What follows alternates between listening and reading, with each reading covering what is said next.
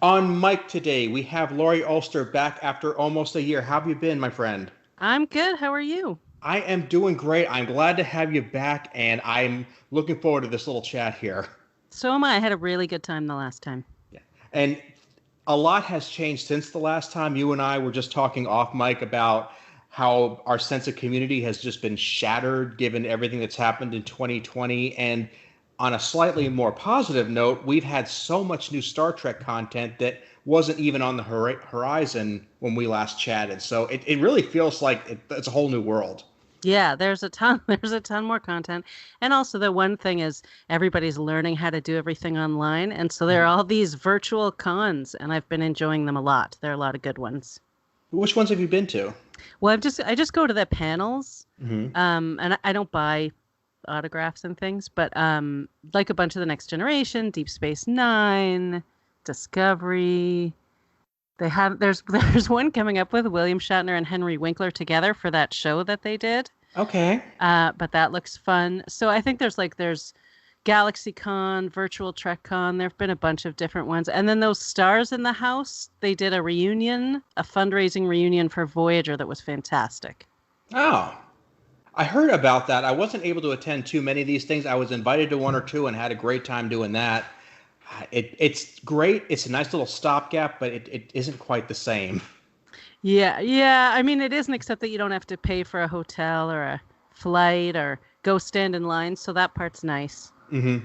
It's So easier on the feet. and they're all accessible later online. So that's fun too. I highly recommend that Stars in the House Voyager reunion because I laughed out loud many, many times. The Voyager cast in general has a lot of good stories and a lot of great personalities. They do. I mean, the Next Generation, it's almost like they all know each other too well that you Mm-hmm. feel like you're eavesdropping a little bit. Mm-hmm. But yeah, they've all been fun. I've been enjoying them. I mean, yeah. So I mean, I write for Trek Movie, as you know, and so Mm-hmm. they've been reporting. We've been doing reporting on anything that kind of pops that sounds a little bit newsy or like something we haven't heard before. Although today, I'll tell you, I heard something very fun on. Do you listen to the Delta Flyers podcast? I've heard a couple episodes. So just for people who might not know what it is, it's Garrett Wang and Robert Duncan McNeil from Voyager, and they're going through the show chronologically, episode by episode. And I've been enjoying it. I actually interviewed them for it. I had a very long interview with them, which was fantastic. But this morning I was listening to it, and they said that Ethan Phillips told them that he played Neelix for all the seasons he was on as if he had a big crush on Janeway. I could see that. Yeah, I feel like I'm going to be watching the episodes a little differently, looking for that. I thought that was Wow. fascinating. That alone justifies a Voyager rewatch for me. Yeah, totally. You can watch that. I'm doing a Deep Space Nine rewatch right now, but that feels like a good reason to rewatch. Hmm. So I'm immediately stopped. Okay, I didn't see Neelix, but okay, Neelix has a crush on Janeway. Chakotay obviously has a crush on Janeway.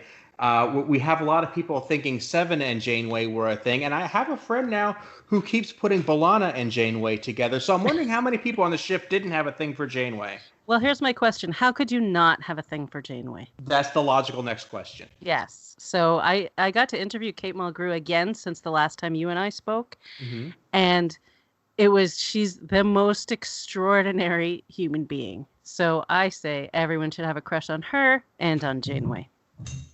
I could agree to that.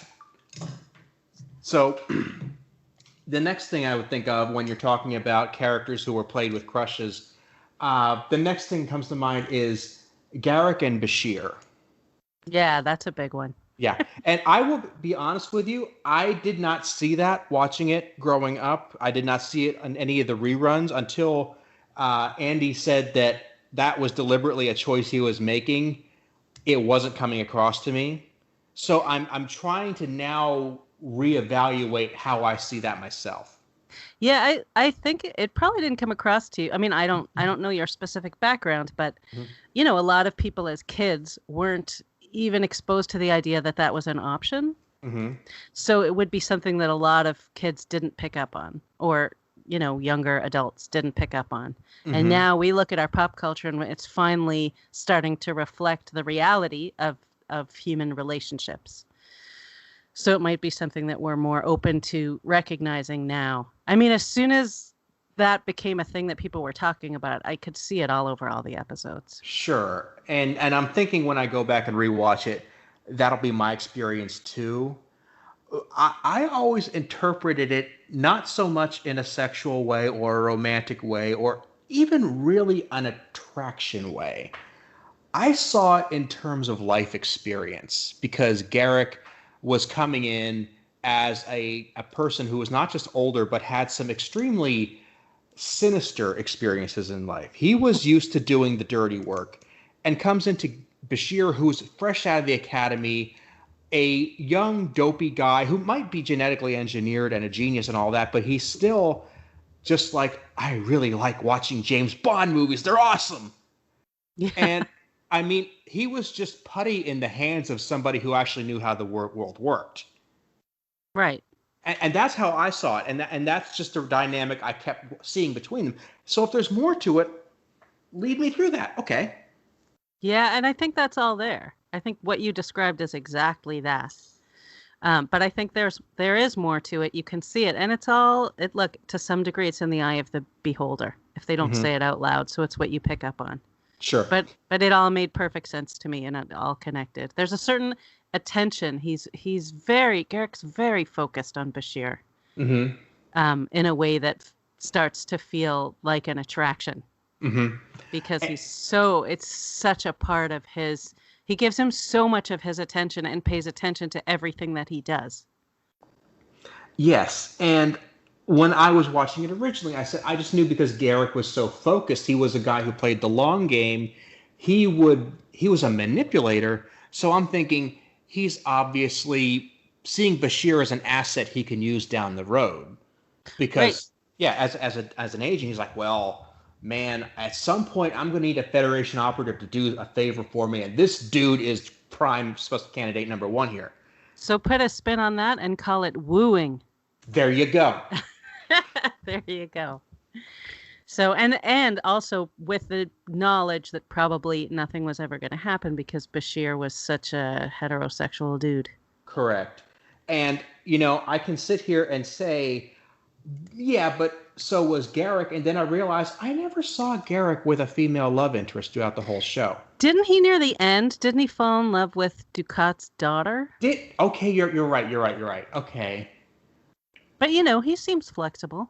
Yeah, or at the very least, he might have had some conflicts of his own. Sure. But yeah, it's interesting how many of these situations come up where it's like a show has been off the air for decades, and then the actors or the writers pop up and say, yeah, I was trying to slip this in there. How many people noticed that? Right, which is fun. It's great to discover these additional layers. I mean, you get that with books. Whenever you reread a book, you pick up something else because now you know the story.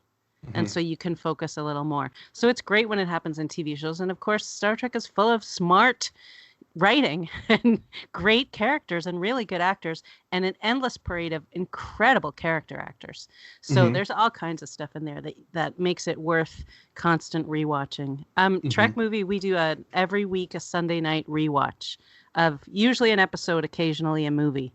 And it's so much fun to watch it in a group. We get on Zoom and then we watch it. We are all watching it sort of separately, queuing it up to the same point, but we're all looking at each other on Zoom and talking. And it's been one of the highlights of this time, this weird time that we're in. And I'm hoping we continue it long afterwards. Yeah, and it's great to have these little study sessions there to pick up on these things. And I think that there are some of us who might just take it a little too far and read in stuff that's not there, but you don't find the stuff unless you try. Yeah. Yep, I agree. And so, look, some stuff, I mean, I don't see the B'Elanna Janeway thing at all, as a romantic connection. I just see them as two people who are so recognized a kindred spirit in terms of science and technology and discovering new things and trying new things. But it's all how you want to look at it. And I don't know that anyone's wrong if they see it differently. No. Actually, right before our last chat, somebody else had made a great point to me, and it's something that I will plant my feet in the ground and defend this. It's like, I can look and say, I don't see a connection between these two characters, and I can point to the source material and say it's not there. But if somebody who is questioning who they are or questioning how they want to look at life looks at these two characters and say, seeing that there gives me some direction and gives me some sense of belonging, I am not going to take that away from them. Yeah, exactly. Exactly. And more the point, I mean, if you can say, well, are B'Elanna and Janeway a thing? And I can say no. But then if you turn around and try to tell me that Trelane is not a member of the Q Continuum, I am going to get so mad.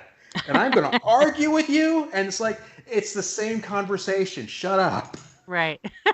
That's the beauty of being a Star Trek fan. There are really 5 million things to argue about at any given Mm-hmm. moment, including the quintessential, is this really Star Trek question, which has no meaning as far as I'm No. concerned. It really isn't. And I'm confused why it's a conversation. I Yeah. really am. No, it's the people have such anger. This is so weird, but I had written a review of one of the Star Trek Picard episodes for Trek Movie and had brought up some minor feminist moment in the show that I enjoyed. Mm-hmm. And some guy was so angry that he found me on Twitter, sent me some very nasty messages, including a screenshot of him Googling my obituary. Oh my. So, I mean, I just blocked him and I didn't respond, and I screenshot it because it was bizarre and freaky, sort of hilarious. But and that was because of a review of a TV episode. Yeah. I had a similar experience last week, and it was odd, and I really don't want to get specifics because I don't want these people to get more attention than they're already getting. But it's odd because it goes instantly from, we're going to argue about Star Trek, to we're going to argue about what you know about what you like. And to me, that's a very strange path to take. It really is. It's I don't understand where it all comes from. I was such a lonely little Star Trek fan for most of my life that now that I'm part of communities, I love it. I love being able to have those conversations with people and being able to argue a point in a fun, lighthearted, fascinating way, and hearing someone else's view when they see things totally differently is very entertaining. And the people who get angry and upset about it are just in a whole category by themselves. Yeah, they are. And I want them to have their view. I want them to voice their opinion, but you cannot then say your opinion overrules mine because of this reason. Now, right. Yeah. We both watched. We're both fans. If we disagree, that's cool. I mean, I am a huge Batman fan. I love Batman. I love comics in general. There was a point about 10 years ago, 15 years ago, where I looked at the comics I bought and said, I didn't enjoy reading these. I'm not going to buy any more for a long time. Did you go find people who liked them and then yell at them? No. Nor did I say the comic books they bought weren't real. Or they weren't real fans because they read them. It's like, no, I moved on and found other things in the meantime. Yeah, no, I know. It's ridiculous. I mean, I'll be on Twitter and people talk about Enterprise, which is my least favorite of all the Star Trek shows. I liked some things about it, but mostly had a lot of issues with it. But I don't feel the need to go tell them that when they're saying something nice about it. Yeah. We could have this discussion by itself all day because I was a huge Enterprise fan, acknowledging there were some issues, but every show has them. Sure. But you have things you really like, and I'm on board with that. Yeah. No, exactly. I mean, my least popular Deep Space Nine opinion is that I didn't love the serialized war arc, which everybody else says was the best part of the show. I would agree with them. Right. And I disagree, and I found those to be my least favorite, least compelling episodes, and they felt less Star Trekky to me. And yet, I still would say they're really good episodes. And in my rewatch, when I get to that phase, I'm going to watch them all. But it's just somebody's taste, and it's fine. I still think it's a brilliant show. Just that first season is very strong. And interesting because I think DS9 does have a strong-ish first season. There's 2 episodes that I think just fumble around a little bit, but I really think it does come into its own after season 3, and especially after season 4. And I really like the fact that they had the serialized arc. And the point I'm making is there's not a reason to completely throw something in the trash because a part of it wasn't your speed. Right. Yeah, exactly. I will say this. I think their pilot, the first episode, is not only the best Star Trek first episode, I think it's up there maybe in the top 5 first episodes of any show ever. And Deep Space Nine isn't my favorite Star Trek show, but that pilot, if you look at it and break it down, is extraordinary. The way they introduced every character, the way they introduced such a massive theme so beautifully, and it had tremendous emotional resonance. I think that makes a lot of sense there. Yeah, just as a writer, I was in awe of how they managed to introduce each character. Just blew me away.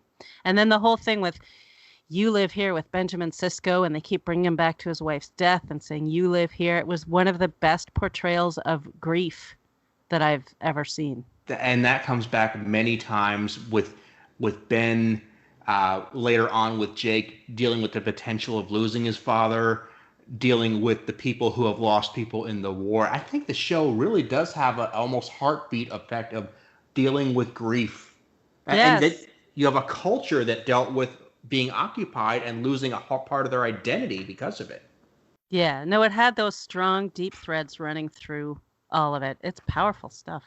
And just to even take that a step further, everybody looks at how the Bajorans suffered, and they absolutely did. But you have to then take a step back and say, why were the Cardassians these warmongers?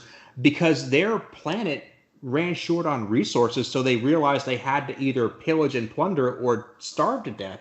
And that destroyed their culture. So everything becomes a continuing of suffering when you start to look at it on the long scale. I was just thinking how cool it would be to have a mini series or a limited series about Cardassians. Yeah, and I realize it would be risky because it becomes the blame the victim thing. But in a historical sense, we all become the victim at some point. You just have to know what time period to look at. Yeah, well, no, and they made terrible choices. Like their reaction to it was not an appropriate reaction. Correct. So it wouldn't be sympathizing with them in that way. But they are such great villains, complicated villains. And Star Trek, and especially when they got the DS9, really avoided the temptation to turn them into these comic book Empire type villains. They were like, okay, as a whole, we don't like them. As a whole, they make bad choices. But when you break them down to the individual, you see the person who's just following orders, the person who got caught up with the wrong gang, the person who has to do this or they'll starve or get shot. I mean, you start to sympathize with the individuals in a larger group. Maybe. I mean, some of them were just jerks, but yeah. But yes, I think there was a complexity there. Absolutely. I mean, going back to Garak for a second there, we never really did we ever find out exactly why he was left on DS9? We assume things. I mean, I'll let you know at the end of my rewatch to see what I missed. But okay.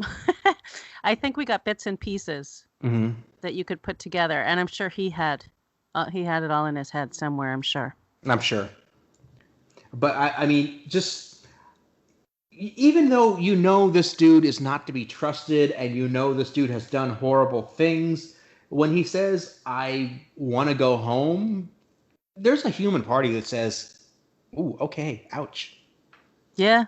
No, I think he himself is a very complex, layered guy, but even the more straight-on villains that were Cardassians were fascinating characters. I mean, let's just go completely whole hog here. Let's pick Goldy Picot, who is like who is the Darth Vader of that area. He's just all bad, and you fear him, and it's like, and you get to the end and you find out he's just crazy. Yeah. Like, okay. Can I completely hate you if you don't even have your marbles about you? Then I'm asking myself that because I don't have an answer. Yeah, I mean, maybe he got more crazy as the show went on. I don't know if he started out crazy. I think there's, it's what happens with power, Mm-hmm. and it's what happens when people don't challenge you anymore. Mm-hmm. So that can take an ingredient of you that might lean towards crazy and amplify it until you get there. But he was really nuts by the end. Oh, yeah. And in your position, doing a rewatch, you can actually try to peg exactly what point does he completely leave the farm. Yeah. I mean, I'm only in season 2 right now. Okay. So we'll see what happens. It's a fascinating series, and I envy anybody who's watching it for the very first time. Yeah, so do I. Although when I hear that people are watching the original series for the first time, I get very jealous because that show is imprinted on my soul. I wonder if you have to be able to watch it earlier on in the fandom when there aren't as many competing shows. Maybe. I mean, I watched it as a kid when there was nothing else, and I watched it over and over and over. It also had a shorter run than the other shows. So you were able to devour every single episode, every book that was written about it, every interview that was given about it. You could find it all and know it all. It was a closed system for a little while. That was an amazing time. It's a fuzzy memory for me because I do remember the world before Next Gen, but I was so young. Those memories are very, very nebulous to me. But when I really got into the show, it was just the original series and Next Gen, and the two were just like these sometimes enemies, sometimes friends playing against each other. Yeah, I had a longer time when there was not even a movie. There was just a dead series. That was all I had, was a dead series that I loved and that nobody around me felt the same way about. Oh, I know that feeling. Yeah. So, I mean, my siblings would watch it with me, and they all have an affectionate spot, I think, for the original series. But I was a crazily obsessed lonely little nerd. And now I have so many. I mean, I have the Trek movie team. I have all these fantastic friends on Twitter, and a couple of friends who are also huge fans. And it's a whole new world, let me tell you. And also getting paid to write about it, getting to interview people who worked on it. So that's a huge change from that. I wish I could go to that little kid and say, by the way, I got some good news for you. Yeah, that's a conversation you wish you could have, because at the time, especially, 30, 40 years ago, whatever it was for you, it's like when this stuff isn't big money, it isn't big news, it's just, why are you watching this old show and nobody gets it? Right. I remember being at some event with my mom, like we were helping a friend who was doing a sale. Anyway, whatever, it doesn't even matter. But there was a woman, they said, oh, can you go work that booth? And there was a woman there, and she had a button pinned to her shirt. And I looked at her and I went, is that a United Federation of Planets button? And she said, I can't believe you know that. And we had this amazing, I was some kid and a grown woman just having the most fantastic conversation because we were the only ones. She obviously didn't have people around her either. So it's funny that I remember it many decades later as such a big moment. You had to have a sign. It was like you were wearing a secret symbol, even though everybody probably knew what it was or thought nobody would make the connection and think to wear it unless they wanted to broadcast that, hey, you can talk to me about this. Well, it's why I like my deep cut stuff. Like I got a T-shirt that says the Daystrom Institute on it. So if you're not a Star Trek fan, you are not going to know that I am one when you look at it. Because you don't know what the Daystrom Institute is. But if you are a Star Trek fan, you're going to recognize instantly. And so I like the deep cuts because no one's going to make fun of you. No one's going to roll their eyes at you. And anyone who recognizes it, if they recognize it, they're in the same boat you are. Nowadays, if you wear something like that, I mean, you're selling these things at Walmart, which didn't used to be a big thing. You wouldn't wear this. You wouldn't get Star Wars stuff unless there was a movie in the theater right then. That didn't happen. You just said Star Wars, dude. I know. Oh, okay. And I'm thinking that specifically because Star Wars for me it's more of a perpetual brand now. Yeah. I mean, you're seeing stuff on the shelves now, even when there's no movie in sight and it's just kind of around. Star Trek kind of comes and goes as they make new movies and new shows. Well, I also think Star Wars has a huge kid fan base. Yeah. Which Star Trek does not. I don't think kids are watching it. I mean, some, but not a lot of them. So Star Wars can make more T-shirts, more toys, and it's something that adults and kids share together, whereas Star Trek has always been more adult focused, at least, the last bunch of iterations. And especially generally what's going on with it now is very adult. Well, that's why they're doing a kids show. They're doing a separate kids show. And that's actually what I was trying to get at earlier when I was flummoxing around. You were talking about, when your show is dead and you don't even have the movie to look forward to yet. But there was the animated series. Not where I lived. I was in Canada. Okay. I was trying to figure this out because Aaron and Rich, who wrote the animated series book, I was their copy editor on the book, and I remember trying to find this answer at the time, and then I brought it up during a recent panel that Aaron did with Dayton Ward. But nobody knows the answer to that. As far as I know, it was not on in Canada because I would have found it. I used to literally read this is going to make me sound like I'm 150 years old. But I used to we got TV Guide in the mail because that was how you found out what was on. And I would flip through the pages looking for Star Trek. So if there was an animated series that I could have watched, I would have watched it. Yeah, and the animated series for me, when it came on Nickelodeon in the mid to late 80s, was my unofficial introduction to the show. That was where I finally got my feet wet.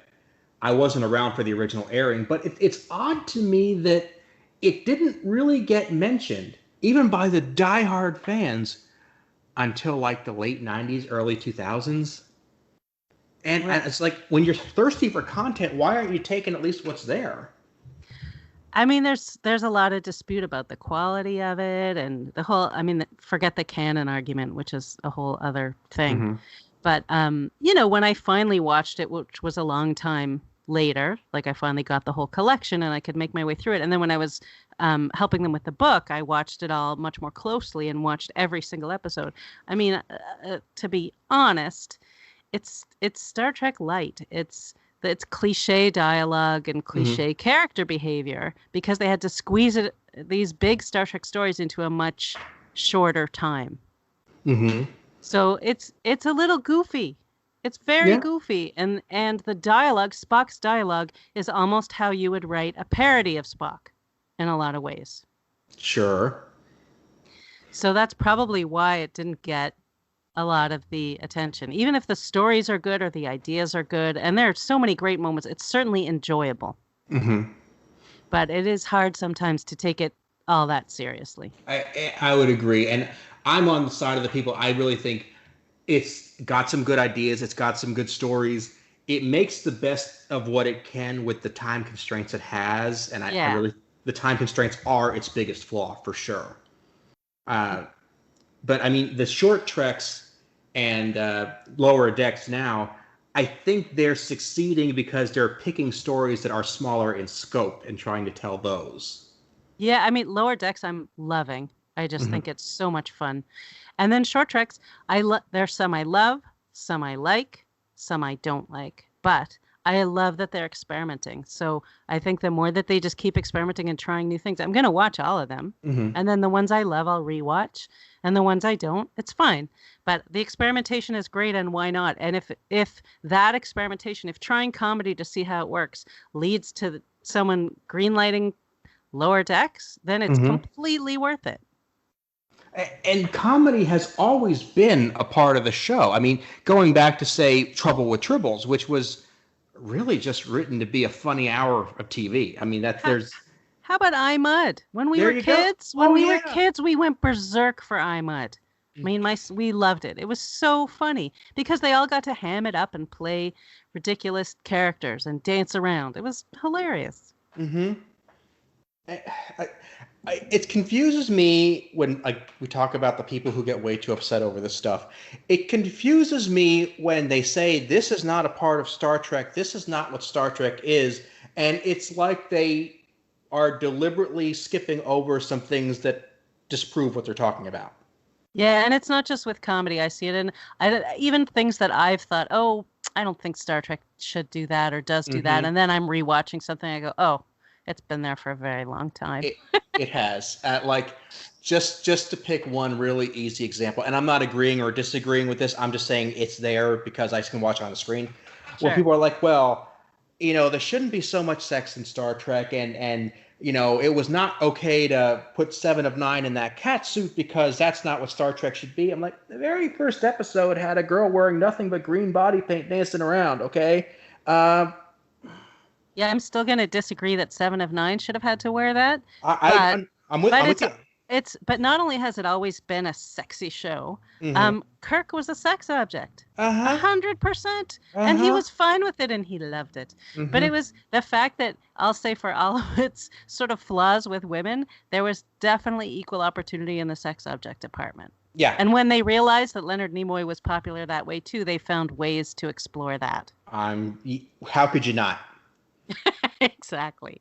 But Shatner, come on, that ripped shirt constantly, and how he would offer himself, like, if I can save the ship by having sex with this woman. So, he did that stuff a lot and seemed to really have a good time. And why did they bring in Walter Koenig? Because there was a small segment of the population that thought William Shatner was too old for them, and they couldn't let them go. They had to find somebody to appeal to them.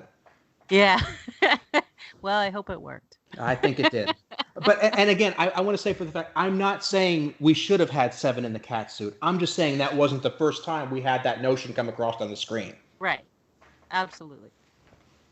Yeah, and it's not that, and well, the drama or the gore, it's like there's always been a moment where Star Trek said, let's take the story in this direction and see what happens. Yeah, I mean, I think I'd rather look at things as individual choices than try and constantly, shoehorn them back into some historical perspective of whether or not they should have done it. It's whether or not they should have done it when you're watching it. Yeah. So sometimes they thought that everyone talks about the Borg violence on Picard. And I like to Icheb, and I agree that was unnecessarily brutal. It had a little Game of Thrones feel to it with the sound and everything like that. And I do think that people generally don't think they're going to come face to face with that when they're watching Star Trek. I wouldn't have made that same choice, but I also don't think it's anti-Star Trek. No, and in fact, let's just take it back to, it's not the first time. This is not your first rodeo. I won't talk about that scene because some people might not have seen it yet. I try not to do spoilers. Oh, okay. But if you have seen First Contact, it opens with a scene of Picard getting a drill in his eye. So, are you telling me there's that much of a difference? Did they really make that much of a step further? I think they did turn it up quite a bit. Okay, I'll be fair honest. Enough. I do think they turned up the volume on it. But again, I think that you can critique that choice without having to look at the history necessarily and just say, yeah, they should have scaled it back. It was too much. I mean, I feel that way about a lot of the shows that I watch. And look, Game of Thrones changed when people started saying, we don't need all this gratuitous rape and female nudity. It's too much. And they did scale it back when they recognized that they were just going to it as, I guess, a go-to. Yeah. So there's always a way to talk about it without having to get morally indignant about the history of your show and whether it fits in there. That's a great term, moral indignation. And that, I think that kind of that puts a pin on why I feel this way. It's like, it's not a moral issue. It's a matter of aesthetics and preference and taste and whether or not the artist did a good job. And we can argue that. I'm happy to sit here and argue that. Right. I mean, I feel the same way about, let's say, Quentin Tarantino movies are a great example. I happen to think he's a brilliant filmmaker. I also happen to think 90% of what he makes is not appropriate for me. David Lynch, I feel the same way. I think he's brilliant.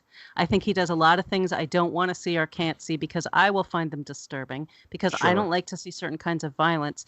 But I think they're both brilliant, original filmmakers.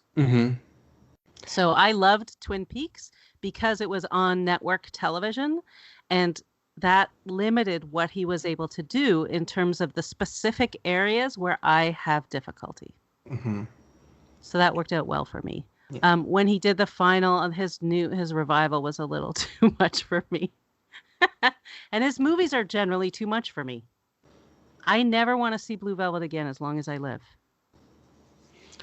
Yeah, but you recognize that that's just the way you're going to perceive the media, and not necessarily that the media itself is flawed. Because you're saying these people did a great job; they're great artists. Yeah, I mean, Blue Velvet is probably a great movie. It's hard for me to be objective about it because I found it too disturbing. But Quentin Tarantino makes great movies. My grandmother, I haven't seen Once Upon a Time in Hollywood yet, but my grandmother, who's 100, loved it. Just thought it was the greatest movie and is a huge fan of Quentin. So there you go, to each their own. Yeah. Like, I will tell you, and this is just me, if I know that by the end of the movie the dog dies, I'm not watching that movie.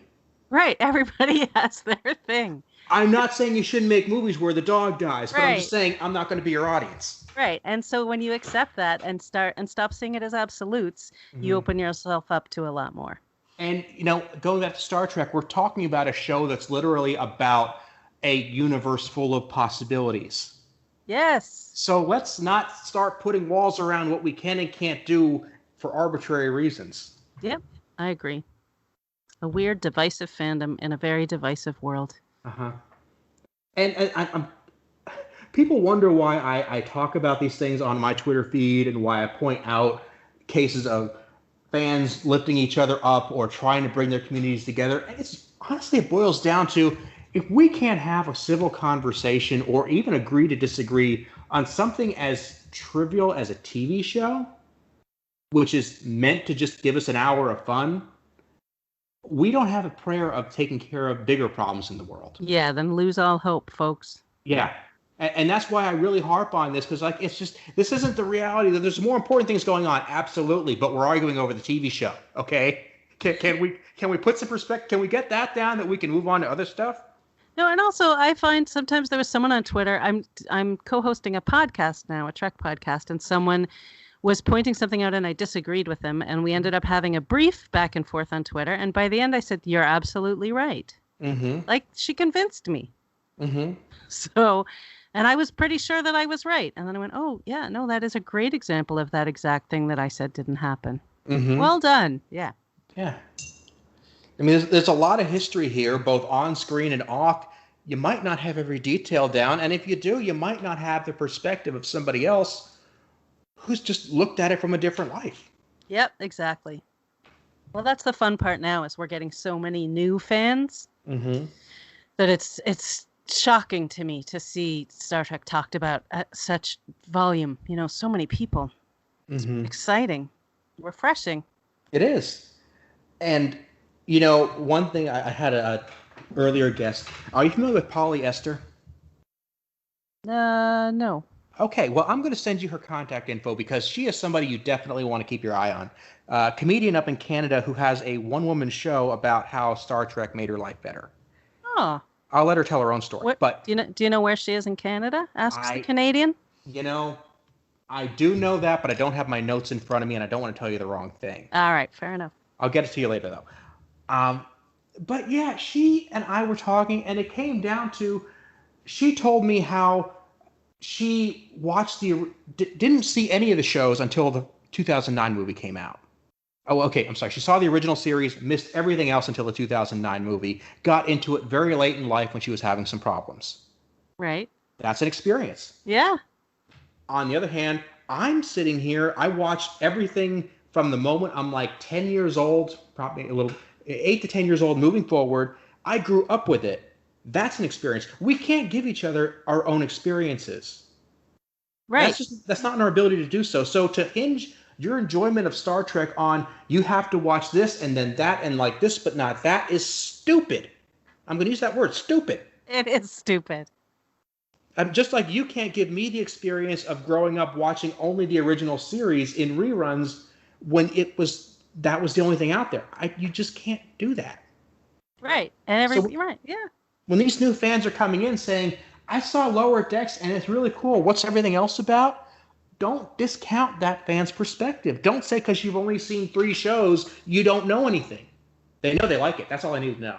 Yeah. And if they like it, then I'm pretty happy. Yeah. And again, that's why I don't pick on the Enterprise fans on Twitter. I go, you know what? I'm happy they're enjoying it. You had a great point about DS9's first episode. Let me throw out a thought for you. of the shows prior to 2009. I think they're still too new to really judge them. But I think Enterprise actually has the strongest first season of any Star Trek show. I preferred the first 2 seasons to the later seasons, which again, reverse of everybody else.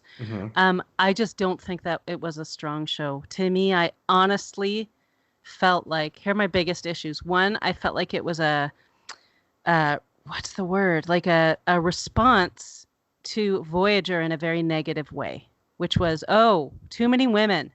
Too many strong women. So they immediately scaled back the women, made it mostly a bunch of white guys. And the main characters were these white guys. I thought the stories, I hate to say this, were boring. I often fall asleep when I'm trying to rewatch. I think they had some I thought Trip was a fantastic character. I liked Phlox. I had moments of liking Hoshi, but the rest of them, I thought, you take Scott Bakula, who's a terrific actor, Quantum Leap, he really showed what he can do. Are you moving furniture? No, I just dropped something. Okay. But they gave him nothing to work with. I thought he didn't even have a character to play with. He just seemed to make faces and look stern a lot. The stories didn't interest me. The characters were, I found the whole thing mostly pretty dull. Sorry.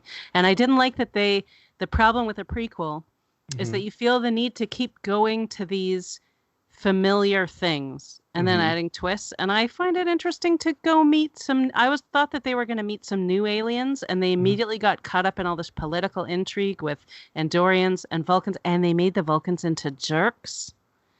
And I just said this on my own podcast, but I do think T'Pol is the worst main character in all of Star Trek, not the actress. No, okay, and that's fair.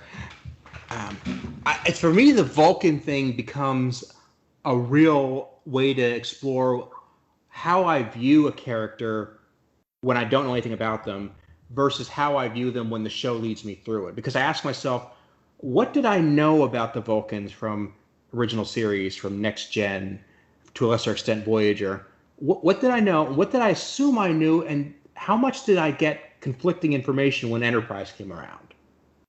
Well, to me, it was more, there's a way, like Sarek was always arrogant, but he had a quiet arrogance, like an elegant arrogance. So that's why it was harder to point out to him when he was being just plain stubborn, right? And so I thought on Enterprise, they were just mostly jerks. Like it wasn't a subtle thing. It was just their snobby, superior jerks. So I didn't like that because I always thought the thing about Vulcans is that they're the coolest one in the room. And when you put Vulcans with humans, like Tuvok had the same experience as Spock, which was that everybody made fun of him for being a Vulcan all the time. Even when he was stronger and smarter and faster than everybody else. So it was a weird dynamic that it's always okay to make fun of Vulcans. And maybe you can retrofit it and say, well, that's because Vulcans used to be jerks and then Earth people got used to making fun of them. But I did not like the portrayal on that show. It didn't make them seem superior to me. It made them seem like dopes. I think you can maybe read a little bit into the way Star Trek fans want to see themselves, and that, they're usually the coolest ones in the room, but everybody else, can't take it and wants to give them a little ribbing. Yeah. Think we see ourselves that way a lot? Yep, definitely.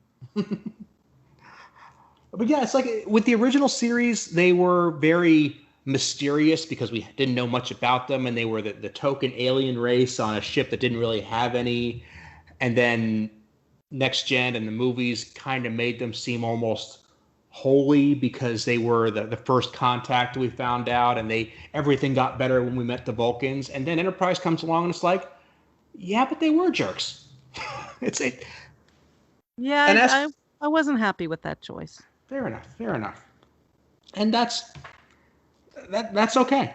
But I do love a good Trip Tucker episode. It was good to give him a good throwaway line here and there. He had a great comic delivery. Yeah, no, I liked the episodes that were focused on him. I enjoyed those more. Did you get to read any of the books about him that following the series? No, I didn't. Okay. I have only read one. I'm looking to read more as I go along. It's definitely a neat way of playing with the character. Yeah, I got to, and it's not just because I got to interview him. He was already my favorite character from the show, and then I got to interview him. He was doing a thing in New York, so I did a phone interview with him that was a lot of fun. And then I went to the event with my son, who was, at the time, maybe 12? I don't know, it was a while ago.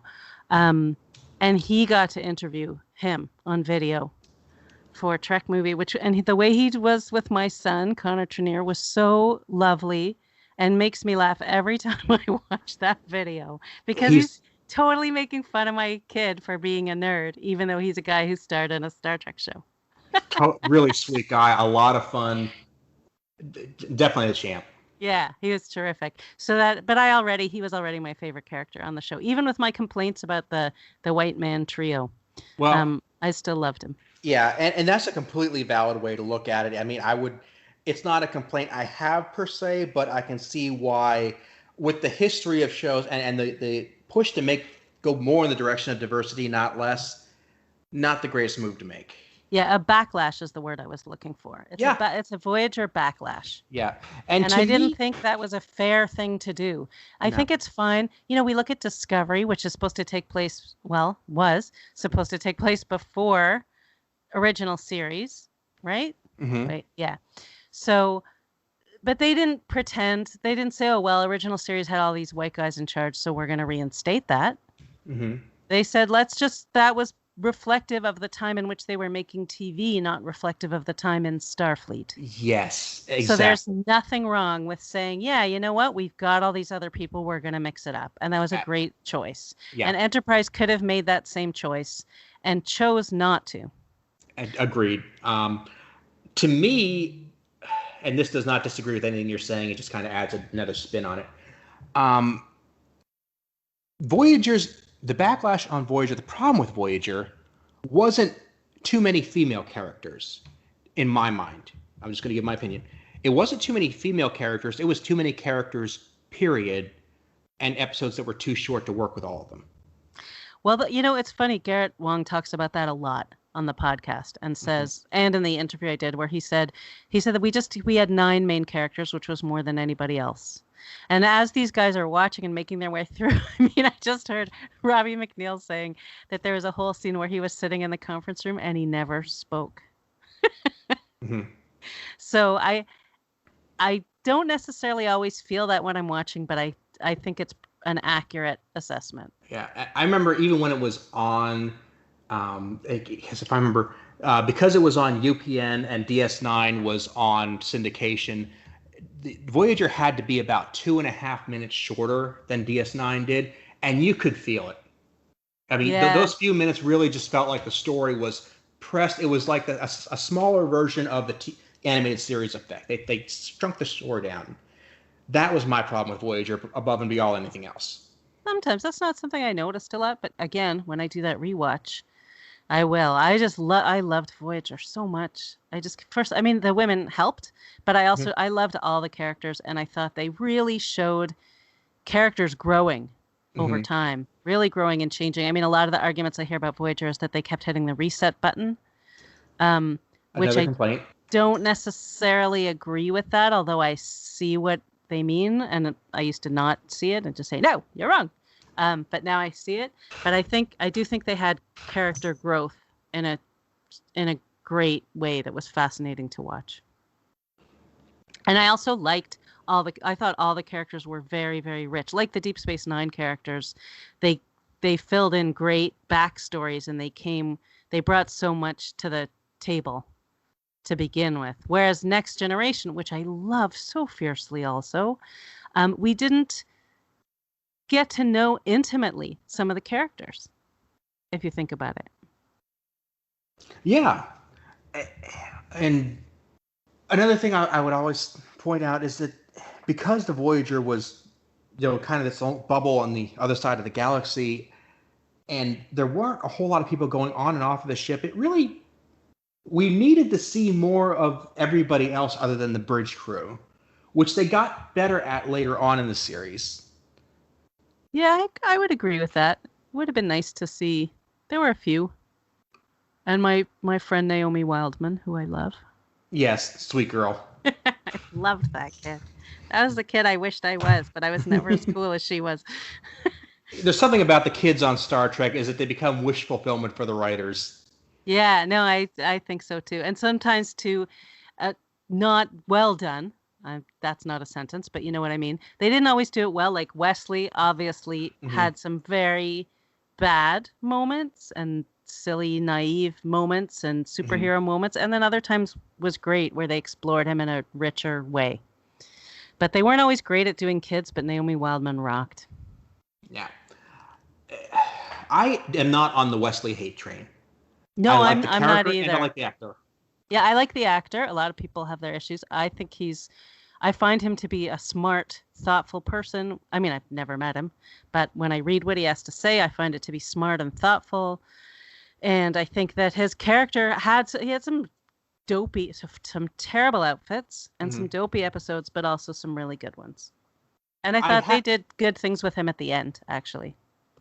I haven't met Mr. Wheaton in person, but I have seen him in person. We didn't get a chance to talk. But he did a reading of the book he was writing at the time. And it's a fantastic book. I have to check and see if it's available now, because when it is available, it's going to be a hit. I love it. But just when you're talking about the book and we were answering questions about what he did and where he took the characters, his insight was so genuine, and his appreciation for the fact that we were there just listening to him was just completely honest. That you could tell that he was really invested in just writing a good book and writing it for people who would care about it.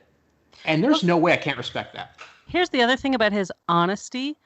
This is such a crazy thing I listen to, but Macaulay Culkin has this strange podcast, and he had Will Wheaton on it, which is why I listened, because I'm not a big Macaulay fan. But sorry for the cough. The two of them talked about they both had a terrible childhood of being manipulated by their parents into and sometimes threatened, there was physical violence too, and forced to be actors when they didn't want to, and it wasn't what they wanted. And if you listen to that conversation, it's very raw and very real and very painful. And I think when you look at things in that context, then maybe you understand him a little more. I found it fascinating. Agreed. And that came up in the time we were talking about his book and some of the panels he did afterward. And I really admired how he communicated that and made it very clear what was going on without being morbid or completely throwing his parents under the bus. I mean, he spoke of them.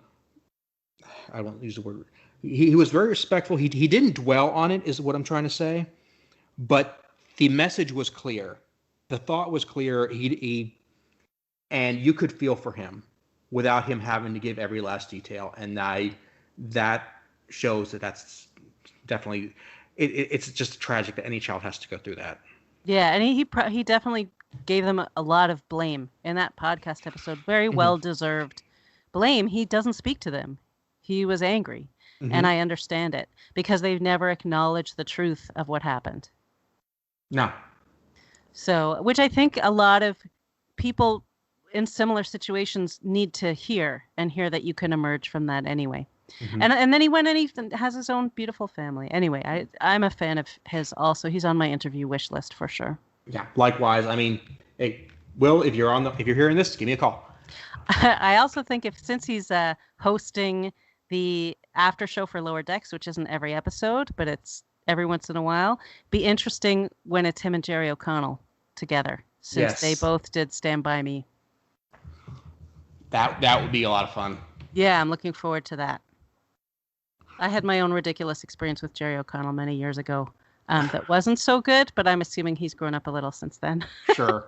We all have those days. I was working on a live show. I was a producer. It was a 2-hour daily live show, which is a ridiculous concept anyway. And he was a guest, and I think it was St. Patrick's Day, and he was late for a live show, and we had to keep rearranging the entire show on the fly. And he'd been having some drinks before he got there. So it was a very difficult day, except that once we got him in front of the cameras, he was fine. He was funny. He was a great segment. Well, Laurie, I want to make sure I wrap this up and get a chance to talk to you off mic because there's definitely a few things I want to bounce off of you. Uh, but I really appreciate you being here, and I would like to have you back anytime because I always have a lot of fun with you. Great, so do I. So where can people find you on the web if they haven't already? Well, so the first thing is I have a new Anthony Pascali, who's the founder of Trek Movie, and I have a brand new podcast, which I'd love to plug, called All Access Star Trek. And we are basically looking at everything new in the Star Trek universe. So right now we are weekly reviewing Lower Decks. We will be doing the same for Discovery and any other new show that comes up. And we start each episode just with a quick look at the latest Star Trek news and try to discuss it a little bit in depth. We pick a couple of items. So that's been really fun. We're learning as we go. We're getting better as we go and having more fun with it. So I'm still writing for Trek Movie. You can find me on Twitter at Floobish, Floobish. I have been writing some articles for StarTrek.com. I write for a site called Taffeta. And where else can you find me? Oh, I have my own website, LaurieUlster.com, which I built to get work, and it worked, and it got me work. All of that is going to be on the show notes for this episode at aaronbossig.com. Laurie, thank you again so much. I can't wait to talk to you next time. Thank you. That was great. Fun.